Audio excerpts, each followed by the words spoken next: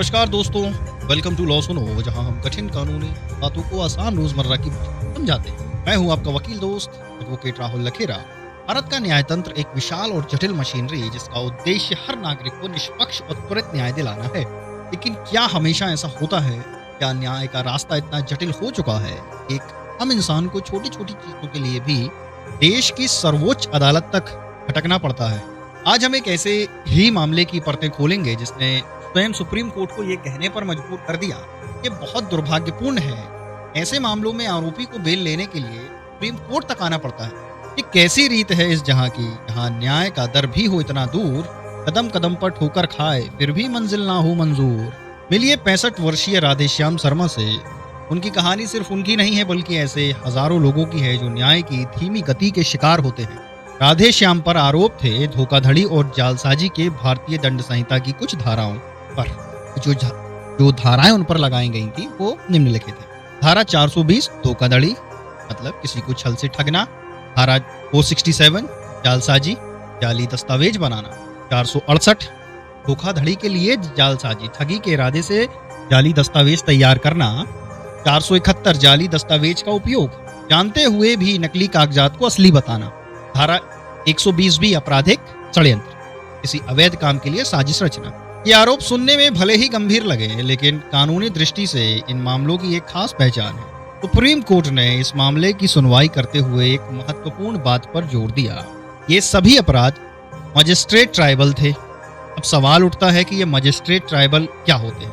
हमारे आपराधिक न्याय तंत्र में अपराधों को उनकी गंभीरता के आधार पर अलग अलग अदालतों में सुना जाता है। जिन मामलों में कम सजा, आमतौर पर 7 साल से कम या 3 साल तक की जेल होती है, उन्हें मजिस्ट्रेट की अदालतें सुनती हैं। भारतीय नागरिक सुरक्षा संहिता, जो अब हमारे आपराधिक कानूनों का आधार है, उसमें मुख्य रूप से 3 प्रकार के न्यायिक मजिस्ट्रेट होते हैं जिनकी अपनी अपनी शक्तियां हैं। चीफ जुडिशियल मजिस्ट्रेट CJM, मुख्य न्यायिक मजिस्ट्रेट, ये अपने जिले के सबसे वरिष्ठ न्यायिक मजिस्ट्रेट होते हैं जिनके पास 7 साल तक की कैद की सजा सुनाने का अधिकार होता है। ये अपने अधीनस्थ अन्य मजिस्ट्रेटों के काम की भी निगरानी करते हैं।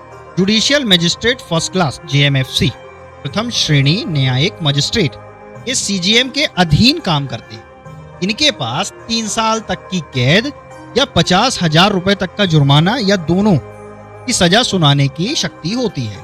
चोरी, सामान्य मारपीट, धोखाधड़ी के ज्यादातर मामले इन्हीं की अदालतों में सुने जाते हैं। राधेश्याम का मामला भी इसी श्रेणी में आता था। Judicial magistrate second class JMSD, द्वितीय श्रेणी न्यायिक मजिस्ट्रेट, ये सबसे कनिष्ठ मजिस्ट्रेट होते हैं जो 1 साल तक की कैद या 10,000 रुपए तक के जुर्माने की सजा सुना सकते हैं। ये बहुत ही छोटे मोटे अपराधों को देखते हैं। इसके विपरीत हत्या, बलात्कार जैसे अत्यंत गंभीर अपराध सेशन ट्राइबल होते हैं जिनकी सुनवाई सेशन कोर्ट में होती है, जो सबसे ज्यादा सजा दे सकती है। राधेश्याम के मामले में जब अपराध मजिस्ट्रेट ट्राइबल थे तो सुप्रीम कोर्ट को यह देखकर अफसोस क्यों हुआ कि उन्हें जमानत के लिए इतनी ऊपर तक आना पड़ गया। कहाँ गुम हुई वो न्याय की आंखें जो छोटे गुनाहों को भी ना पहचान पाई? मजिस्ट्रेट की दहलीज तक पहुंचे, बेल की किरणें भी क्यों घबराईं? राधेश्याम 7 महीने से हिरासत में थे।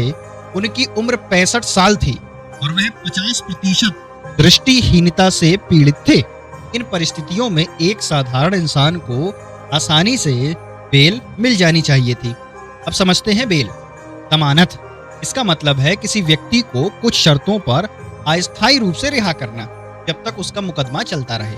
हमारे कानून में कुछ अपराध जमानती होते हैं जहां बेल मिलना आरोपी का अधिकार है।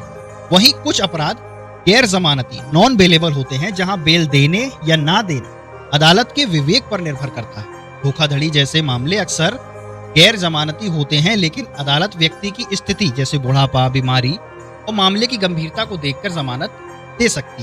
न्यायमूर्ति अभय S ओका और न्यायमूर्ति उज्ज्वल भुयान की खंडपीठ ने इस बात पर चिंता जताई कि मजिस्ट्रेट ट्राइबल केस होने और आरोपी की उम्र व स्वास्थ्य को देखते हुए भी उन्हें निचली अदालतों से जमानत नहीं मिली। यह सिर्फ एक घटना नहीं थी मेरे दोस्तों। पिछले साल भी जस्टिस ओका ने ऐसे ही एक मामले में बेल देते हुए कहा था, यह बहुत दुर्भाग्यपूर्ण है कि अब लोगों को मजिस्ट्रेट ट्राइबल केस में भी बेल नहीं मिल रही और लोगों को इसके लिए सुप्रीम कोर्ट तक आना पड़ रहा है।